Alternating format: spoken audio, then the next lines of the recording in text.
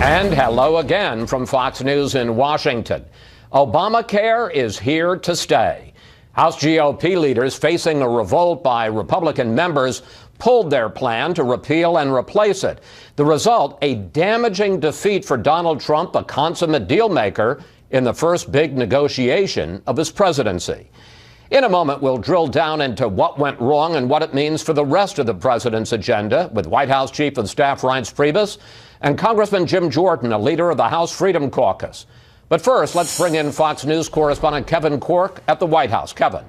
Chris, it certainly makes sense for the White House to move on to what could best be described as political low-hanging fruit, jobs, regulatory reform. And we certainly expect to hear a great deal more about those issues this week as the White House tries to reassure the president's rattled base following Friday's setback on health care. In fact, the president seemed to look forward in a tweet that he had just yesterday talking about Obamacare, as you said, saying that it would ultimately explode and that he would eventually get together with just his party and perhaps even others who might want to be involved in all that and try to come up with a plan to repeal and replace for the people. He said, do not worry. And that was the message, by the way, taken to West Virginia by his vice president, Mike Pence. He met, of course, with business leaders on Saturday, and he said the fight to repeal and replace is not over yet.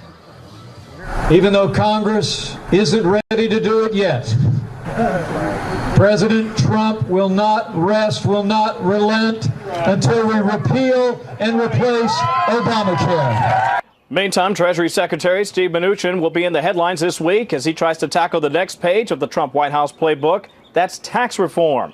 U.S. corporate tax rate among the highest in the world. The president has said he'd like to cut the corporate rate down to 15% from 35%. And he has repeatedly promised to reduce the tax burden on the American family. But, Chris, it's also important to point out that there is some concern among GOP lawmakers that given Friday's fiasco on Obamacare, the road ahead on tax reform could ultimately be even more complicated, especially when you consider the incredible number of competing stakeholders that can make what happened last week look like child's play moving forward. Chris? Kevin Corke reporting from the White House. Kevin, thanks for that. Joining us now, President Trump's Chief of Staff, Reince Priebus. Reince, welcome back to Fox News Sunday. Hey, good morning, Chris. President Trump reacted to the defeat of repeal and replace on Friday by blaming Democrats. Here he is. We had no Democrat support. We had no votes from the Democrats. They weren't going to give us a single vote.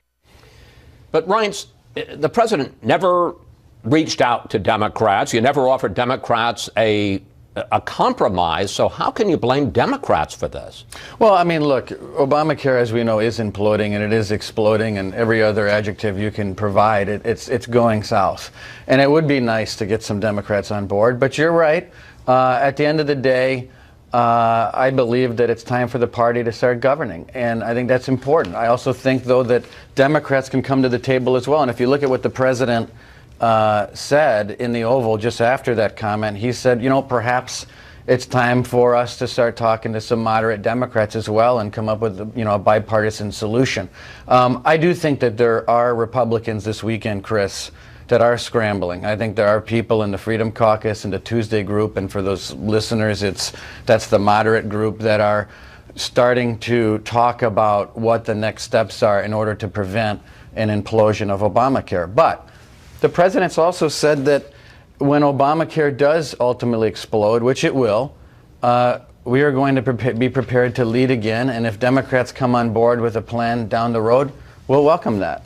Okay, I want to talk about that in a second, but the president, I don't know if you even know this, has been tweeting this morning, and I want to put up a tweet. I see the look in your eye. No, I've seen You do know this one. He said this morning, Democrats are smiling in D.C. that the Freedom Caucus, with the help of Club for Growth and Heritage, two conservative think tanks, had saved Planned Parenthood and Obamacare. So he seems to be putting it right on the right wing, the hardline conservatives in your own party. Well, I think the president's 100% correct, and he hits the bullseye in that tweet like he often does.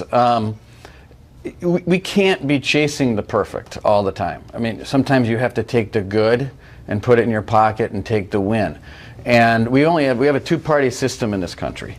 You know, we're not Italy. We don't have 12 different parties where you have the super conservatives, the kind of conservatives, the moderates, and everyone else in between, and everyone fits nicely into one package. We have one party, in the Republican Party and one in the Democrat Party. And the Republican Party came up with a package. The president met with over 120 members of the House. There was more love shown to outside groups by this White House, whether it was Vice President Pence, Mick Mulvaney, Tom Price, Steve Bannon, myself, Mark Short. I mean, the point is the diverse group of people working the halls of Congress, including the leadership in Congress. I think it's time for our folks to come together. And I also think it's time to potentially get a few moderate Democrats on board as well. I'm going to get to the Democrats in a second, but I want to talk about this issue about Obamacare, because the president and you this morning have said that Obamacare is on its last legs. Here's the president on Friday. Sure. I've been saying for the last year and a half that the best thing we can do, politically speaking, is let Obamacare explode. It is exploding right now. But Mr. Trump has also said he doesn't want to hurt the millions of people who depend on Obamacare right now. So the question is, will he do something, as you have problems with Obamacare, will he do things to prop it up, to stabilize it in the meantime, or is he just going to let it explode? Well, it's going to be a decision down the line, mainly driven by acts of Congress, as you know. I mean, there's funding issues coming up soon, I believe, in the next couple months in regard to But you could do things. Obamacare. You could do things to try to protect those people. And it's a possibility, Chris. I don't think the president's closing the door on anything in regard to the issue of health care. But if you look at this bill and you look at what it provided, I mean, the tax relief, the largest entitlement reform in modern history. You look at the fact that we were almost to the point where we would be defunding Planned Parenthood, or we were to the point where we'd be defunding Planned Parenthood. The fact that some of these members took that and decided not to move forward with it, I think is a real shame. And I think the president is disappointed in a number of people that he thought were loyal to him that weren't. That all being said, I want people out there to understand that this president is not going to be a partisan president. This is a president that wants to provide, and you're right, he wants to make sure that people don't get left behind. He wants to make sure that there's competition in the marketplace so that rates are lower and people can choose their doctor. So if those three things are incompatible with some members of the Republican House, then it's going to be incompatible, and then we need to work with moderate Democrats to make sure that that happens. We will leave no one behind. We want to make sure that people are covered, they pick their doctor, and they pay less, and we enforce competition in the market. Okay, that's so what this, and by the way, that's what this bill provided. I want to get to that, because this is like the third time now in our brief conversation that you've talked about reaching out to Democrats. Is the lesson the president is taking away from this defeat that he's got to change his legislative strategy, that you don't have a governing majority in the House, that the Freedom Caucus never seems to get to yes, and that he's got to be more of a bipartisan president and reach out to Democrats and try to pick up some votes, because you can't count on Republicans to give you the majority? Well, I don't know if he agrees with everything you just said, but what I do think is that everything's on the table. We'll give these guys another chance, and that's not really the point. If we can come up with a bill that accomplishes the goals of the president with Republicans alone, then we'll take it and we'll move forward with it. But we're moving on to tax reform. We've got the budget coming up. I think it's more or less a warning shot that we are willing to talk to anyone. We always have been, and I think more so now than ever, it's time for both parties to come together and get to real reforms in this country, whether it be taxes, whether it be health care, whether it be immigration, whether it be infrastructure. This president is ready to lead and sort of, over with the games in the legislature. Okay. Yesterday morning, the president tweeted this, and I want to put it up. Watch Judge Jeanine on Fox News at 9 p.m. Now, we all love Judge Jeanine on Fox News. I do love Judge Jeanine. But we were curious as to why he would call her out. Here was the start of her show last night. My opening statement. Paul Ryan needs to step down as Speaker of the House. Does the president want Paul Ryan to resign as Speaker? Well, first of all, I will go on record. We do love Judge Jeanine, and so does the president. I think it was more coincidental, Chris. Come on. I did not talk to the president about the tweet. I'm just telling you the truth. There was no pre-planning here. The Well, president, you the president, didn't the president. but why would he say watch her and then that's the first thing out Because of he her mouth? loves Judge Jeanine and he wanted to do Judge Jeanine a favor. So does he want Paul Ryan to step down or No, not? he doesn't. And he's talked to Paul Ryan yesterday for about an hour. He believes what he said in the Oval Office on Friday. He doesn't blame Paul Ryan. In fact, he thought Paul Ryan worked really hard. He enjoys his relationship with Paul Ryan, thinks that Paul Ryan's a great Speaker of the House. So none of that has changed. I think this is more of a personal relationship, the president helping out a friend. And I assume the friend was Judge Jeanine, not Paul Ryan. Well, both of them are. But as to the tweet, but in terms of helping out. the tweet, yes. Okay. And now I want to pick up on somebody else. Sure. Here's what the New York Times reports today about the president's reaction to his defeat. I'm sure you've seen this morning. In a search for scapegoats, he, the president, asked his advisors repeatedly, whose fault was this? Increasingly, the blame has fallen on Reince Priebus, the White House chief of staff, who coordinated initial legislative strategy on the health care bill with Mr. Ryan. And there's a comment similar to that in the Washington Post today. So obviously people are saying it. Are you in trouble? I'm not in any trouble. I've got a great relationship with the president. We talk all the time. In fact, just before coming on the set, he gave me a call. This is gossip hounds, and it's always going to happen. And I don't really care about it. I'm looking forward to accomplishing the president's agenda moving forward and working with anybody in the legislature to make sure that happens. Okay, let's talk about some item moving forward, and that is tax reform, which the president says is the next big thing that he's going to tackle.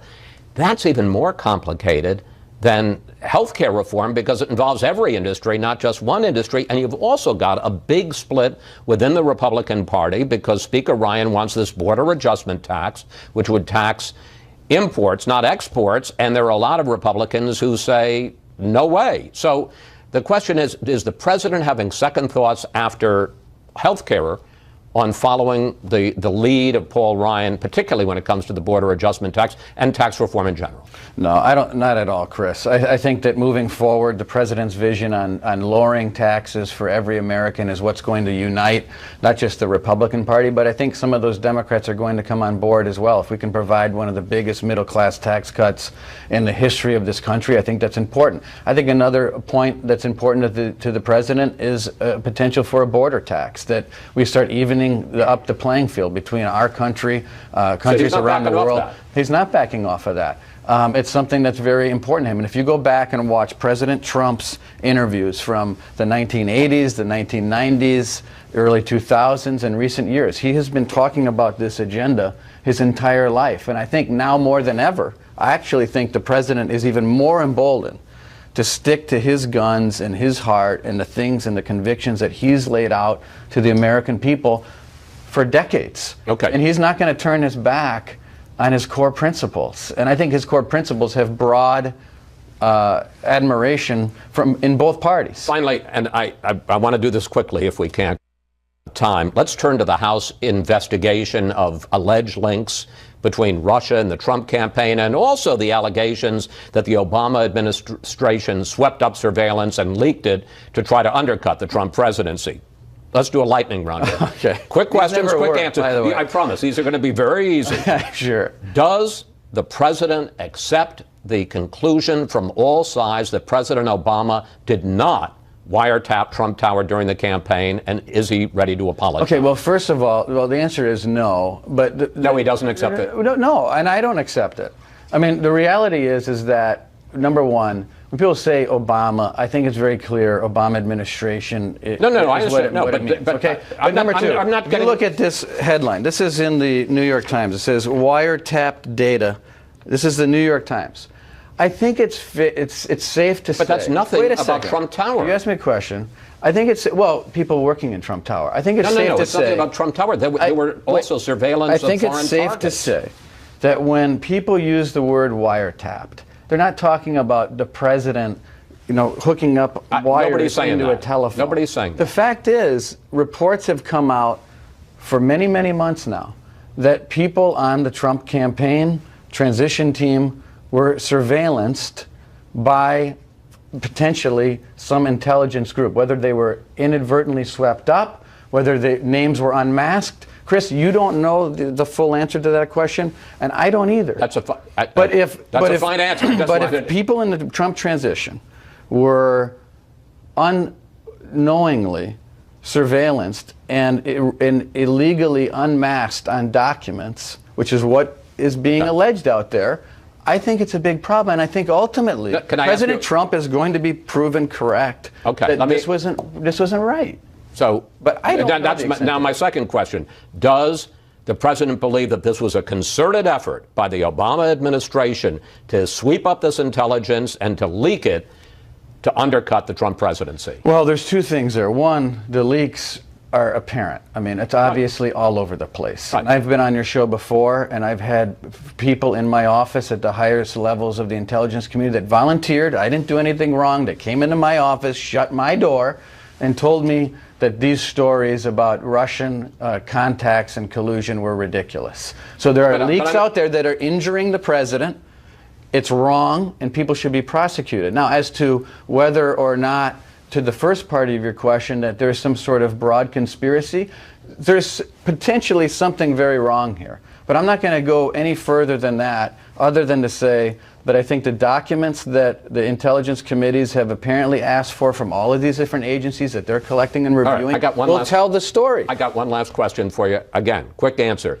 Does Chairman Nunes coming to the White House and briefing the president before he briefed his own committee, did that undercut his credibility, and does that open the door to an independent investigation? Well, first of all, it's not for me to answer. It's for Chairman Nunes to answer. But it was his decision he made. We don't calculate the decisions that they make and whether they brief someone or not. And what we do would you have think no about the idea knowledge of an independent investigation? I think we let the House committee do its job and see what they come up with. I mean, and by the way, they're not going to come up with anything. We've already been told.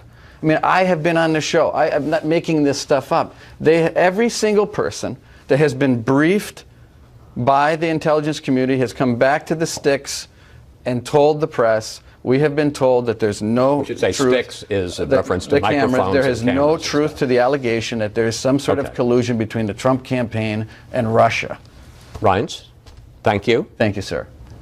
Better than last time, right? Yeah, you didn't call us an enemy of the American people. It went well. It's always good to talk with you. You bet. Please come back. House Republicans had more than enough members to pass the Obamacare repeal and replace bill, but once again, the House Freedom Caucus of hardline conservatives bucked its leaders, in this case, President Trump and Speaker Ryan, to block a major GOP initiative. Joining me now, Congressman Jim Jordan of Ohio, a founding member of the group. Congressman, welcome back to Fox News Sunday. Good to be with you. So Paul Ryan and Nancy Pelosi agreed on one thing Friday. Both said here is the bottom line on the defeat of Obamacare repeal and replace. Here it is. Obamacare is the law of the land. It's going to remain the law of the land until it's replaced. We did not have quite the votes to replace this law. And so, yeah, we're going to be living with Obamacare for the foreseeable future. It's pretty exciting for us. Yesterday, our anniversary. Today, a victory for the Affordable Care Act. More importantly, for the American people. We'll be living with Obamacare for the foreseeable future. Isn't that on you and your fellow members of the Freedom Caucus? Chris, in the last segment, I think you blame the Freedom Caucus, or people blame the Freedom Caucus, the Heritage Foundation, the Club for Growth. That's the president's Trump. Blame the Speaker of the House, and even people are blaming the very guest you had on before, Reince Priebus. Instead of doing the blame game, let's get to work. Let's do the responsible thing. Let's get back to work and do what we told the voters we were going to do. Remember this bill? 17% of the country approved this bill. Maybe the fact that we opposed it, we did the country a favor, because this bill didn't repeal Obamacare. This bill didn't do what we told the American people we were going to do. So let's be responsible. Let's get back to work and do what we told the American people we were going to accomplish, which is repeal Obamacare and replace it with a patient-centered health care program. And here's the concern of the president and Ryan and a number of other people. There were a number of conservative provisions in this bill, and I want to put some of them up on the screen. Here's just a few. First major reform of Medicaid ever. Repeal individual and employer mandates, defund Planned Parenthood, now in large part due to the opposition of you and other members of the Freedom Caucus. All of that goes away. But you're forgetting the overall legislation. Even did the bill repeal Obamacare? No. Even Krauthammer said it didn't. It was Obama. He called it Obamacare light, not me. So it didn't repeal Obamacare. Did it bring down premiums? No. Even the CBO said premiums are going to continue to rise for the foreseeable future for at least 3 years. And then it goes down. Yeah, and did it unite the Republican Party? Of course it didn't. We saw every major conservative organization in the country oppose this. You saw conservatives and, frankly, moderates in the House and Senate oppose this legislation. So it didn't unite our party. So why didn't we just do, there's been talk about moving the goalposts. You know when the goalposts were moved? When they didn't start with the legislation we all voted for 15 months ago. The same bill I introduced 2 weeks ago, which said let's do clean repeal in one piece of legislation, and then let's do a separate piece of legislation to replace Obamacare with patient-centered health care. Okay, but wait. Let's talk about this question of clean repeal. If you had done that, and you could have done it under reconciliation, there'd be no... And we did it 15 months ago, Chris. There would be no subsidies to help people buy insurance or pay for their premiums or deductibles. There would be no expanded Medicaid. Let me finish. There'd be no expanded Medicaid to help those people. The result of a clean repeal is that millions of people who currently have health insurance coverage wouldn't. No, the result of a clean repeal is we get rid of Obamacare. Right, but that has the subsidies and has the expanded Medicaid. And it was a two-year wind down, and then you replace it with things that are going to bring back affordable insurance. Again, this is the left. The flaw with that is that to get that through, you're going to need Democratic votes. Well, we were going to need Democrat votes for this plan. No, you weren't. Phase 2 and Phase 3. I understand, but not for the repeal and replace. We had 2 to ours, and ours was actually consistent with what we told the American people we were going to accomplish. Would you agree that clean repeal would have left millions of people without health insurance? There was nothing that said you couldn't start with our clean repeal bill and also put in some other things that would help. But the focus is we want to bring back affordable insurance. The left always defines success as signing people up for Obamacare, signing people up for Medicaid. Conservatives say, no, a better approach is let's get back to market-oriented health care. Let's bring down the cost of premiums so that middle-class people will be able to afford a plan in the private sector that actually fits their family's needs, not some one-size-fits-all mandate from Washington. That's the difference, and that's what our plan would have accomplished. The rap on the Freedom Caucus is that you refuse to take yes for an answer. The president met, I don't know if were you in the meeting on Thursday? Yes. So one of the things that you guys were demanding was you wanted the essential health benefits removed. And the president agreed to remove a number of the essential health benefits, mandates on what has to be in coverage, things like maternity care and mental health coverage. And you pocketed that, and then you said, no, we need more. We need you to remove the protection for people with pre-existing conditions. We were consistent all along, and that narrative is just not accurate. We were consistent all along. We want those regulations and mandates placed on that industry that drove up the cost of insurance. We want those to go so that premiums actually come down. Wait a minute. So you want people who have pre-existing conditions to no longer have protection?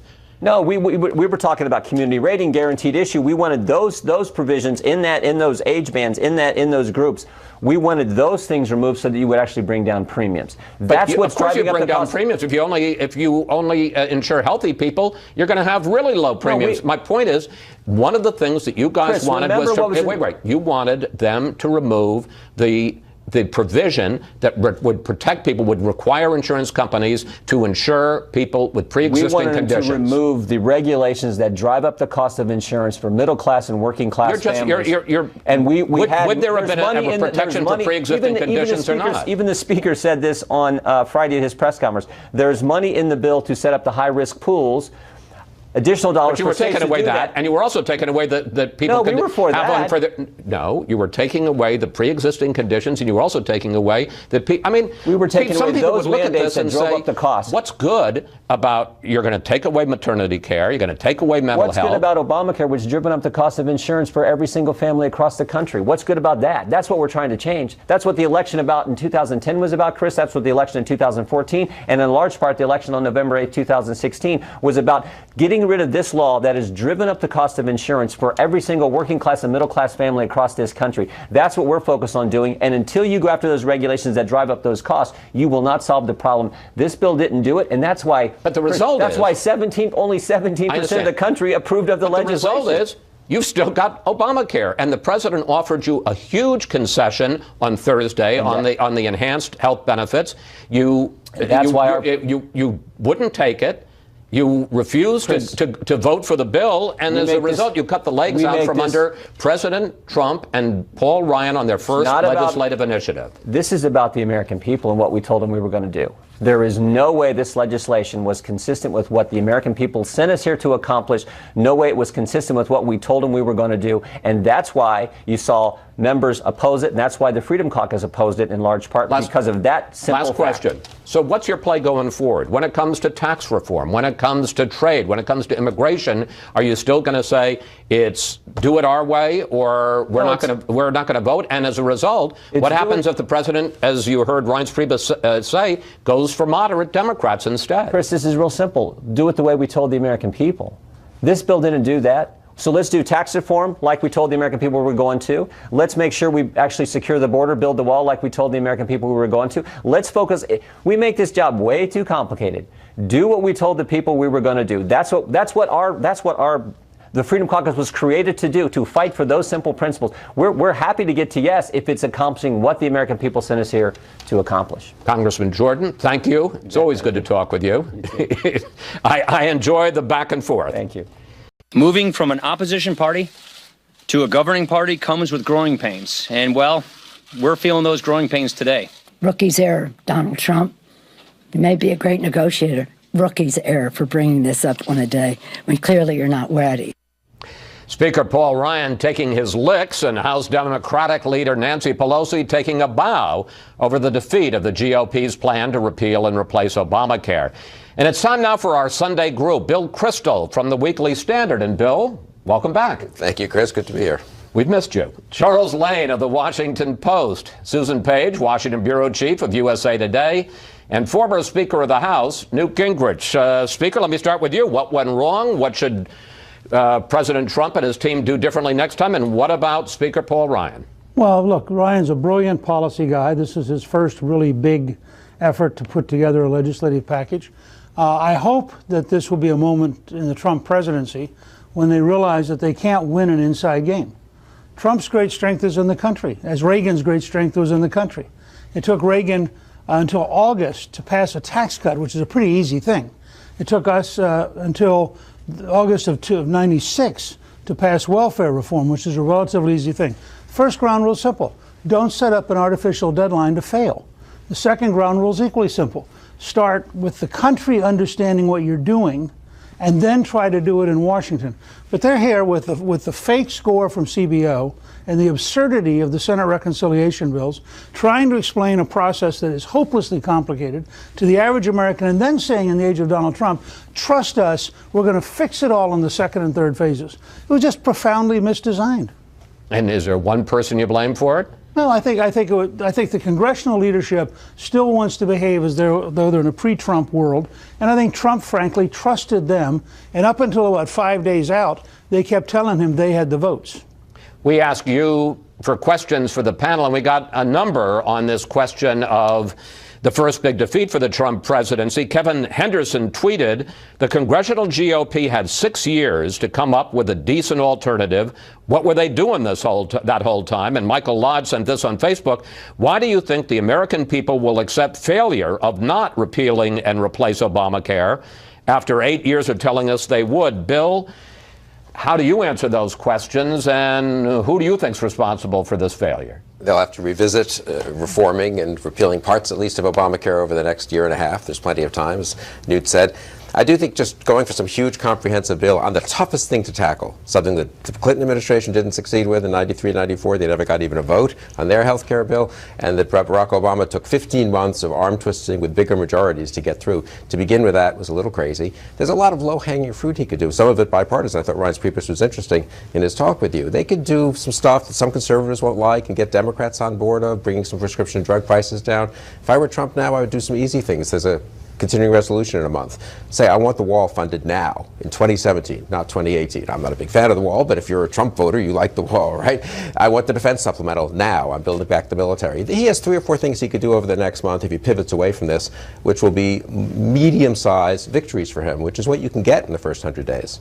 Let's talk about the other big story this week, and that was the continuing investigation into alleged ties between Russia and the Trump campaign. And there's also the question of the surveillance of the Trump team and whether there was an effort to surveil and to leak this information to undercut the Trump presidency.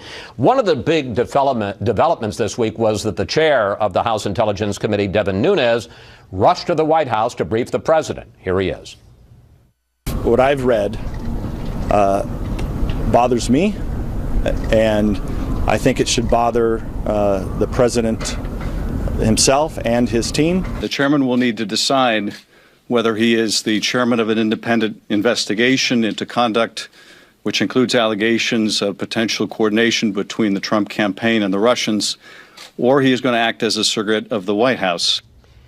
Chuck, did Nunes make a mistake going to the White House, briefing the president before he briefed his own committee? And does this open the door, and this is a question I asked Reince Priebus, does this open the door and increase the demand for an independent investigation?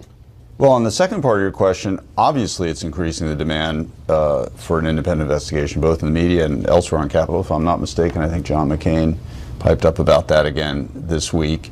And for good reason, that here you have a House body, obviously, whose chairman feels it's his duty, you know, the minute some new development takes place in the middle of their investigation, to run over to the target, in effect, of the investigation and tell them what's going on. On the point about whether or not it's a mistake, I guess it depends on what his goal was.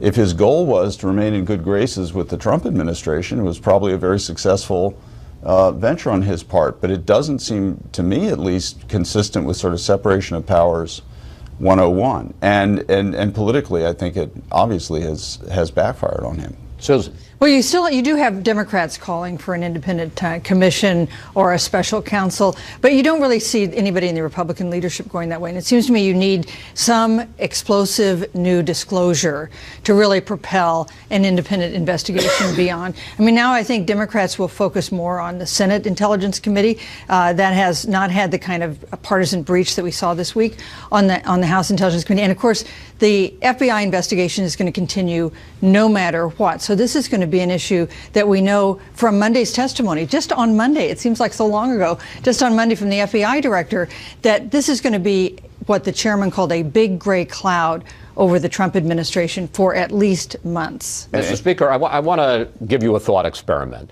Assume that Adam Schiff, the ranking Democrat, was the chairman of the committee, and he raced to the White House to tell President Obama about some information he had gotten on Benghazi, let's say, before he told his committee. Wouldn't you have been among the first people to cry foul on that? We would have been deeply shocked, horrified, and called for an independent commission.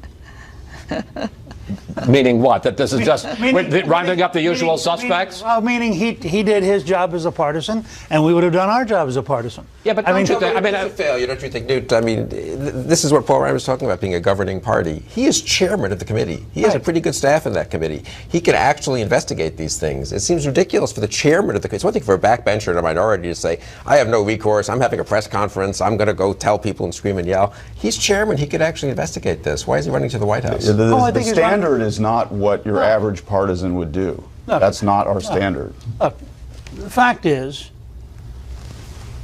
this whole thing is so overblown, and I think what Nunes was saying to Trump, which the media doesn't want to accept, is that, in fact, he has some reason to believe they were under surveillance. Now, Trump got he got pounded on by the media for weeks, and all of a sudden Nunes says, wait a second, what if it turns out he was right? Well, I think he probably was stunned at the idea that after all of this lynch mob mentality in the media, it may well turn out Donald J. Trump is right and everybody in the establishment's wrong. And I think that's why he went up to see him. And again, this is not all about, at least from the point of view of what good governance and what the American people need, it's not sort of like what proves the establishment wrong or right in the course of one 24-hour news cycle. He's supposedly the chairman of a committee doing a serious investigation. The news media is willing to prove Donald Trump wrong within a half hour. So don't talk to me about 24-hour news cycles. But we're the news media. That guy has an oath. He's hey guys, the chairman of a committee. I'm not going to talk to you about 24 hours or 20 minutes. I am talking about a commercial, though. Thank you. We'll see you Sunday. As London dealt with a deadly terror attack outside Parliament this week, leaders of 68 nations met here in Washington to assess their strategy to destroy ISIS or Daesh. And we sat down for an exclusive interview with one of the leaders of the war on terror, the Prime Minister of Iraq, Haider al-Abadi. Mr. Prime Minister, welcome to Fox News Sunday. Welcome to you. Let's start with the terror attack in London, which at the very least appears to be ISIS-inspired. What are your thoughts about what Europe, the U.S., the West can do to prevent these kinds of attacks? I think at the moment we are at a very important juncture where Daesh is on the retreat. We in Iraq has been killing Daesh, removing them from our land, and we are killing their aim, so that recruits are at minimal at the moment. So what they're trying to do now, they're trying to attract more recruits by doing these acts, criminal acts. We should be focused, we should be concentrated to remove this ugly, dangerous terrorist organization. But you're saying that the success in the Middle East is spawning these attacks in the West? Yeah, for simple reason. It's like somebody is dying who's trying just to flex his muscle the last moment. So the only way forward is to kill their hope, just to finish them. Then they will not have any hope to commit such criminal acts. In your meetings this week with President Trump, with the summit of nations that's fighting ISIS, was there any agreement on a new strategy to fight and destroy ISIS in the Middle East? I don't think there's a final version of us agreeing on like a plan. But I've seen that there is commitment from the U.S., especially from the administration, and of course from Congress, to continue to support Iraq and to continue to stay focused on eliminating Daesh. President Trump, at various points over the last year, has talked about having a secret plan to defeat ISIS. Did he share that with you? Well, I don't think he'll share it if it's secret. But I think my belief, as I understood, that plan is not ready yet. It is still in its draft format, and still is not there. How close in Iraq, in Syria, how close is ISIS to defeat? Well, in Iraq is there. I think the defeat is sure, is definite. We'll finish the job in a very short time. It is within reach. By when? Within the next few weeks. Within the next few weeks, ISIS will be gone from Iraq? Yes. Militarily. We are defeating them militarily. As a terrorist organization, as I said before, they will try. So that's where we need the efforts of others to flesh them out in Syria and other places. There are now 5,000 U.S. troops in Iraq, and the chairman of the Joint Chiefs, General Dunford, talks about wanting to keep troops in your country for a long time. We have, as has NATO, begun a dialogue about a long-term commitment to grow the capacity, maintain the capacity of Iraqi security forces, but no decisions have been made yet. How many U.S. troops do you want in Iraq, and for how long? We are concentrating on training, logistical support, and intelligence cooperation and gathering. These are three important elements which I think we need some U.S. troops to stay in Iraq to continue the task. So if we now have 5,000 troops there to complete the kind of mission you're talking about, to train and assist, how many U.S. troops will you need? I think much less than the existing one. Of course, with the war done, the task required will be much less than at present. So we'll be looking at a lower number than the existing. 1,000? I think it's a bit more. Fighting terrorism is a priority for us, and should be a priority for everybody. I know it's a priority for the United States, but we should be on the same chapter on this. I want to follow up on that. Do you see a difference between President Trump's determination to destroy ISIS and President Obama's? I can see a very powerful determination to defeat Daesh. But more determination with President Trump than President Obama. Well, yes, I can see that determination. President Obama didn't want to get involved in the first place. He just wanted to forget Iraq.